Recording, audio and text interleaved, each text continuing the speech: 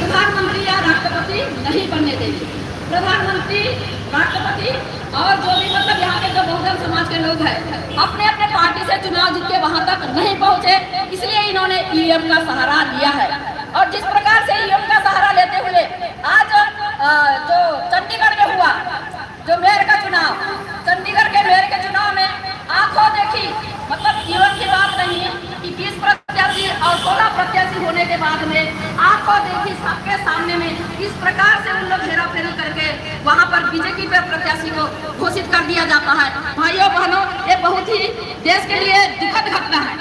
आप ये बताइए कि संविधान में बाबा साहब ने सबके लिए समानता का अधिकार दिया है, ताकि एक वोट सबका एक वोट की एक वैल्यू होना चाहिए। One man one vote one value, है ना, ये बाबा साहब ने हमको दिखाया।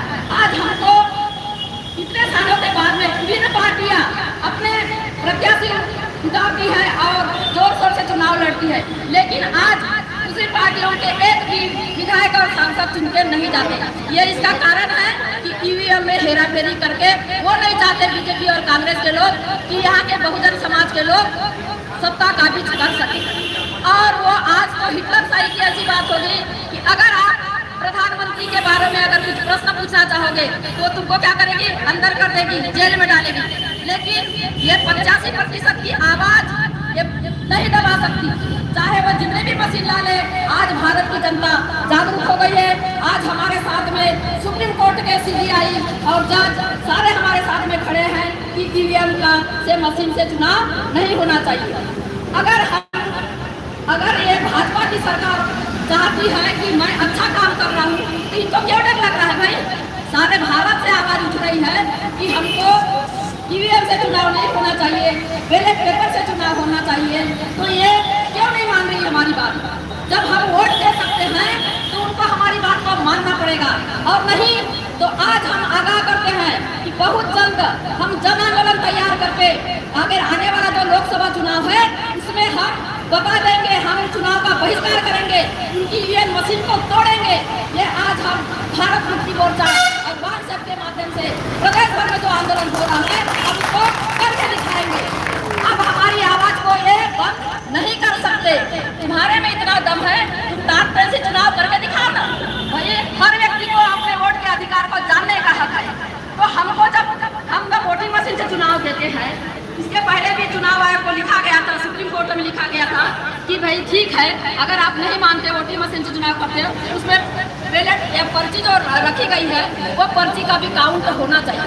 भाई तुम्हारे में इतनी पवित्रता है, सत्यता है, तो वो पवित्र पर्ची को बैलेट एक बक्से में रखे उस पर्ची का काउंटिंग क्यों नहीं करते? इसका मतलब तुम्हारे अंदर में दिख रहा है कि तुम उसमें बदमाशी करके मतलब चुनाव जीतना चाहते हो और किसी भी आदमी को वहां पर नहीं पहुंचना देना चाहते हो।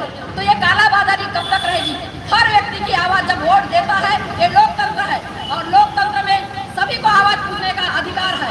अगर ये प्रधानमंत्री जब हमारे वोटों से जीत के राज्य कर रहा है तो अगर हम इसको पूछते हैं कि भाई तुम ईवीएम मशीन से चुनाव बंद करो और बैलेट पेपर से चुनाव करो, ये हमारी बात क्यों नहीं मानता? सारे भारत को बेच रहा है, आज शिक्षा को बेच दे रहा है, रेलवे को बेच दे रहा है, सारे तरफ मतलब हाहाकार मचा हुआ है। महिलाओं की देखो कितनी महिलाओं के साथ कितना रोज भेदभाव हो रहा है। कितनी दिन से महिलाएं वहाँ पर कुश्ती पहलवान महिलाएं देखो आंदोलन कर रही है, लेकिन प्रधानमंत्री एक शब्द भी नहीं बोलता। सकता है तो भाइयों का समय है। अपने अभी तक हमने बहुत सारा चीज खोया है, लेकिन अब हमको खोना नहीं है।